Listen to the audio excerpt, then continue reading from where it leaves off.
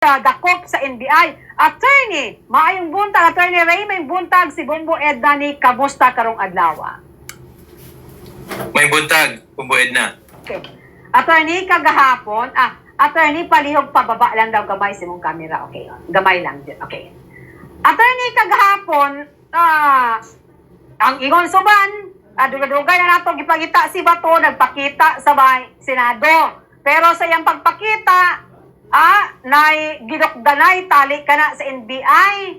So, ang pangutana diri, Attorney, legal ba ang gihimo sa NBI katong kay Senador Bato nga gigukod bakita man sa CCTV unsa jud proseso di ay sa pagdakop sa usa ka tawo, Attorney Ray? Well, ang basihan sa NBI, Bombo Edna, nga naslay ginagunitan nga warrant, no, nga murag ang gi-disclose lang sa kuan sa ICC murag kagabi lang, no, Bombo Edna. So far murag ang gigunitan sa kuan sa NBI warrant gikan sa kuan sa ICC, no. So mo na ilang gihimo nga proseso. Pero murag na sobrahan ng NBI din ha, Bombo Edna, no? Sa ilang proseso tungod kay ang Senado manggod usap po ni siya ka separate nga institution. Ang target nila usa ka senador nga pwede man nila na buhaton ta, Bombo Edna, no? Paggawas na sa senador sa kuan sa Senate premises.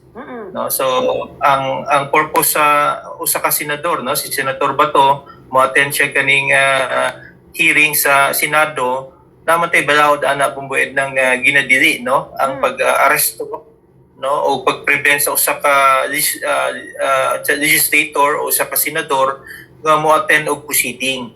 So ang mga target sa atong NBI, Bombo Edna, ba nga dili maka-attend si Senator Bato sa hearing tungod kay aware siguro sila nga nanay legislative nga pagbag-o, no, leadership issue, in which case usa ni siya ka political process pod, no, kaning pagbag-o sa Senado, prerogative ni sa atong mga senador nga mga elected officials nato sa atong nasod.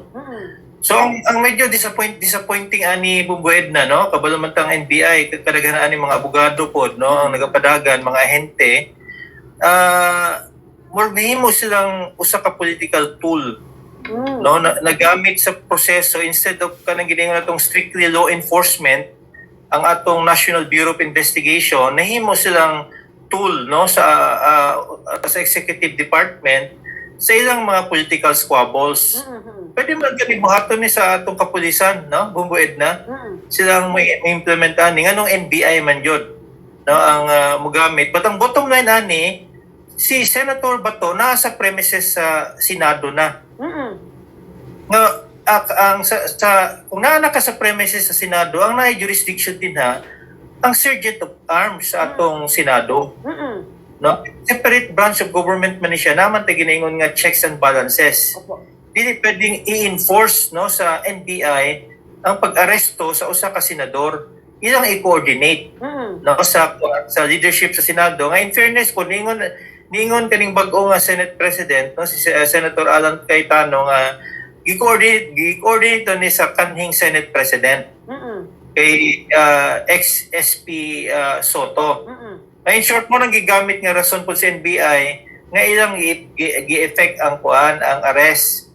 Pero murag underhanding strategy po siya kuan ni Senate President Soto tungod kay kabalo man siya nga kauban niya ni sa Senado. No, senador ni siya, ang maskin unsang ingon nato nga nahiwaran to pares ni si kuan Senator Bato de la Rosa, once nga nakatungtong naka sa premises sa Senado, ang mo effect ana sa disciplinary action, in fact even sa arrest, ang atong Sergeant of Arms. Nanati naman, Bombo Edna, nga Sergeant of Arms morning naga-enforce og kaning jurisdiction, no, kanang order diha sa Senate grounds. Nga maski po na branch sa government, no, maski unsa, maski armed forces ba na, police, di na pwede nilang i-effect ang kanang ilang authority tungod kay within Senate grounds na siya. Diha nasipyat ang atong NBI, Bombo Edna, no, sa ilang proseso. Dapat dito nila kaning coordinate, i-implement dito sa liderato sa Senado. Nga incident ito bo na leadership change. Paspas kayong dagan sa atong events nga na leadership change dapat ilan ang gi-coordinate sa bagong liderato sa atong Senado. Dito pod hatagan og kaning proseso sa Senado. Eventually pwede man siyang i-turn over actually sa Senado pod bumbuedna no sa kaning authorities.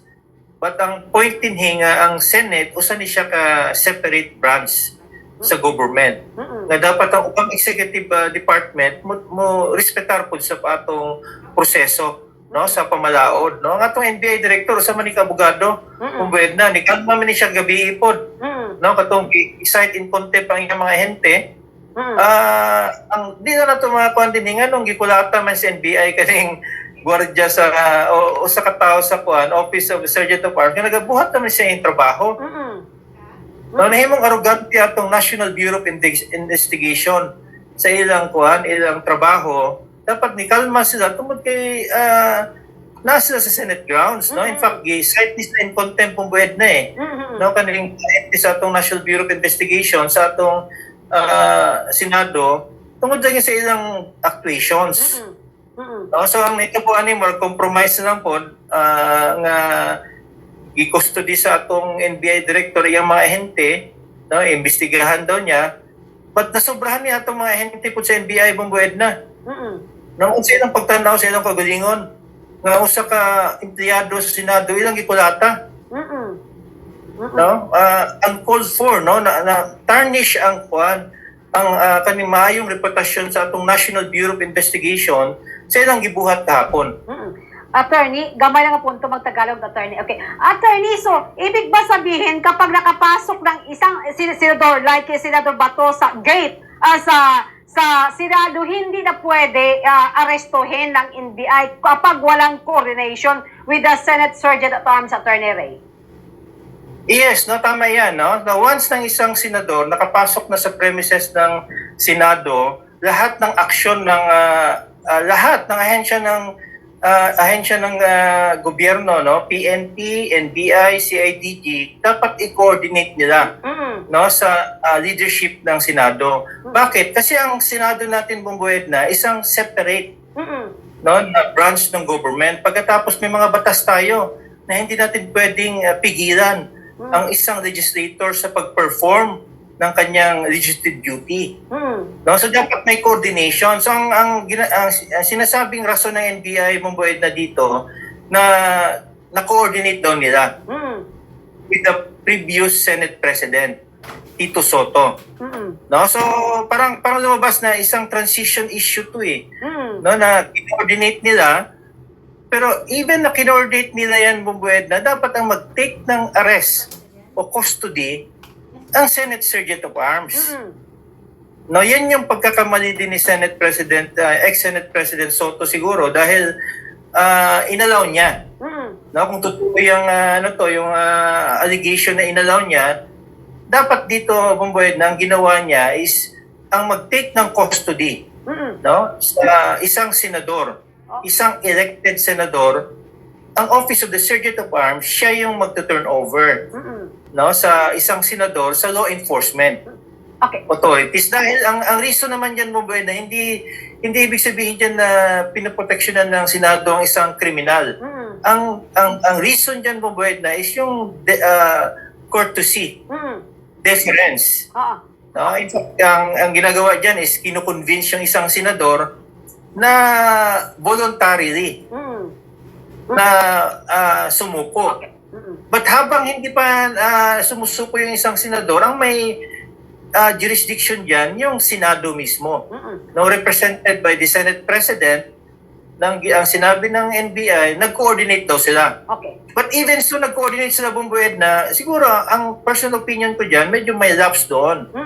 No, dahil ang pag-take ng, kasi ang repercussions niyan sa lawmaking body natin, grabe. Na-imagine, ordinaryong pulis, isang, for example, congressman o isang senador, nagpe-perform ng trabaho nila sa lawmaking body habang may session yung kongreso, i-aresto mo. So, yun yung dapat hindi pwede. May batas din tayo dyan, no? Na dapat hindi mo pwedeng gawin na i-arresto yung isang lawmaker while in session. Okay. Attorney, makita pa nato sa CCTV camera nga ginagukod taas to mga 3 minutes kaping nga grabing ginukganay ni Saka pag murag exit ba to di agi si Senador Bato unya may hagdanan Attorney Ray murag sobra na daw ang gihimo sa NBI Attorney Ray. Yes, medyo medyo excessive, no? In the sense because may sergeant at arms naman tayo. No? So ang security ng mga senators natin kahapon na compromise dahil lang din sa yung excesses na ginawa ng National Bureau of Investigation. No, they could have easily coordinated. No? Pwede naman nilang palibutan yung Senado kung buwed na. Hindi makalabas yung isang senador. But sa loob mismo, hinabol nila yung isang senador while in the performance of his legislative functions, sumobra naman. No? Yung National Bureau of Investigation natin dyan. Okay. Attorney, yung kampo ni Senador Bato nag-file og judicial protection sa Korte Suprema. Unsay bot pasabot ani Attorney Ray? Well, at the end of the day, may clash dito, no? Bumuwed na. May clash sa interpretation between sa isang ahensya ng gobyerno represented by NBI at saka yung legislative ko natin, agency, yung Senado. Now, at the end of the day, may kanya-kanya silang interpretation. Ang bottom line, ang mag-resolve ng conflicting interpretation nila yung Korte Suprema. So that's the reason bumuwed na elevated sa Supreme Court because tingin ko na rin, ripe na rin to na isettle ng Supreme Court yung issue as far as yung implementation ng warrant of arrest ng ICC within the Philippines. Kasi nakahang yan ngayon until now bumuwed na yung legality. No, ayaw i-rule ng Supreme Court yan sa panahon pa ni former President Duterte hanggang ngayon. But I think now is the right time for the Supreme Court to provide guidelines bumuwed sa implementation ng ICC warrant. Dahil two major conflicting issues to ngayon, interpretation bumuwed na sa implementation ng ICC warrant. Ang sabi ng Executive Department, no need. No? Pwede mo naman i-kidnap yung mga Pilipino, pwede mong dalhin sa The Hague. Ang isang interpretation naman na based sa Rome Statute, dadaan yan ng confirmation, checking sa isang local na Filipino court. So dalawang interpretation to ngayon bumuwed na. Ang interpretation ng present administration, anybody can be arrested using an ICC warrant. No? Kahit na sino, na Pilipino. But ang isang interpretation ngayon na gustong gawan ng parang ruling, no? Yung subject ng petition ni Senator Bato is for the Supreme Court to make guidelines. Gumawa ng guidelines because may proseso tayo. In fact, ang Rome Statute provides a process bago mo dalhin, no? Yung sabihin natin isang pugante, no? Sa The Hague. So, ang ginagawa ngayon bumuwed na hindi sinusunod yan ng gobyerno natin. No? Ang gobyerno natin mismo ang hindi sumusunod sa proseso because ang The Hague Statute may proseso bumuwed na Bago mo dalhin yung isang sabihin mong pugante, may proseso. No? May remedy pa siya within the Philippine court system. But ang interpretation ng present administration, no need. No? Pwede mo namang i-serve yung warrant, dalhin diretso sa The Hague. Yan yung isang interpretation na gustong sa punto de vista ni Senator Bato de la Rosa, sabi niya na Supreme Court gumawa ng klarong guidelines with respect to yung implementation ng ICC warrants. Okay. Attorney, isa pa. Mag-ingon ka sa Senado nga protective custody kining si Senador Bato de la Rosa, Attorney. Pero how come kaya ito sampol ta sa bahin ni Senador Trillanes ganong na preso man to, Attorney, even na senador siya? Well, voluntary ang nahitabo kay Senator Trillanes. Ang kalainan sa case ni Senator Trillanes, ang ni-issue warrant sa iya usa ka local nga court. Ang case ni Senator Bato, ang ni-issue warrant dili local court usa ka ICC. Mm-mm. So napa siya layering din ha, no, ang kalainan. Mm-mm. Kaduha, sa case ni Senator Trillanes, voluntaryo siya ni uban. Mm-mm. Kung na, ibasahan siya Miranda rights, no? Yang katungod. Sa case ni Senator Bato, precisely, gina-question niya ang jurisdiction sa ICC. Mm-mm. So muna kalainan karon bumbayan na ba nga di na to pwedeng ingnon nga pareho ni kaning case ni Senator Trillanes ug Senator Bato, Mm-mm. no? At kung kay una ulito nato ang case ni Senator Trillanes ang issue warrant of arrest Philippine court. Oo. Issue kay Senator Bato ang warrant of arrest ang ni-issue ICC. Mm-mm. Nga maski nang balaod sa ICC niingon nga naay proseso. Mm. Bago ni mo dalhon ang ginaingon natong pugante dito sa The Hague. Mm-mm. But wala ginasunod sa atong gobyerno karon, no? Bumbued na ang ilang style karon, wala nagkidnapping ba, Mm-mm. no? Kinahanglan pa nagkorte-korte, no? Isa kay nag-eroplano dalhon dito sa The Hague. Mm-mm. Ang pangutana, violation ba na sa atong batakang balaod, Mm-mm. no? Bumbued na naman tay proseso nga under sa atong konstitusyon nga kanang ginaingon nato ba, no, nga masking nag-eskwela balaod, no, first year nga law school nga no person shall be deprived of life, liberty or property without due process of law. Mm-mm. So ang mo determine na bumbued na ang atong ang korte sa Pilipinas. Okay. Kaning sa kaso ni Senador Bato, attorney, mas madugayan ba ni ang pagpagawas og desisyon sa atong Korte Suprema? Kay wata kabalo ba sila uban nga mga appeal to sa co-perpetrators basin may mga warat sa Attorney Ray?